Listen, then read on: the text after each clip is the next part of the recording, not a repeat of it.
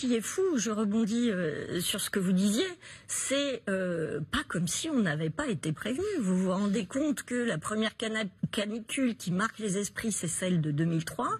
C'était il y a 22 ans. Et qu'est-ce qui s'est passé pour préparer le pays, les infrastructures à cette vague de chaleur? Mais rien.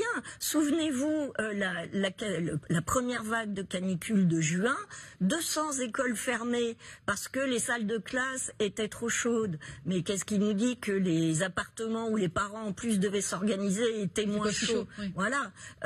Souvenez-vous, la gare de Nantes, la mezzanine de la gare de Nantes, toute neuve, fermée parce qu'il faisait trop chaud. En fait, on a l'impression que les pouvoirs publics, les municipalités et un peu tout le monde, y compris la construction, on continue de voir partout des magnifiques bâtiments tout en glace, alors qu'on voit bien que ça ne répond pas aux enjeux. Et le pays n'est pas préparé, c'est assez étonnant.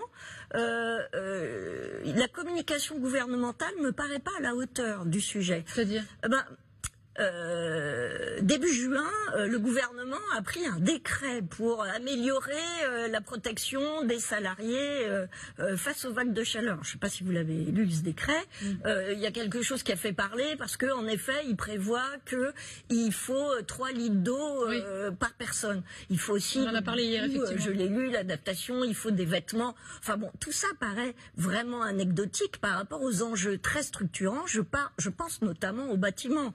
Quand on voit qu'à Paris, on est toujours... Et là, on est sur des mesures d'urgence, c'est pour ça.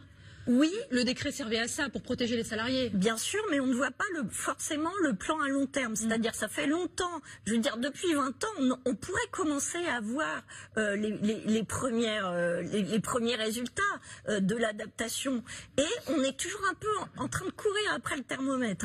J'ai un autre exemple à côté de mon journal. La gare d'Austerlitz qui a été refaite, l'esplanade, avec des minéralités magnifiques. Évidemment, après juin, une petite ombrière a fait place parce qu'il faisait...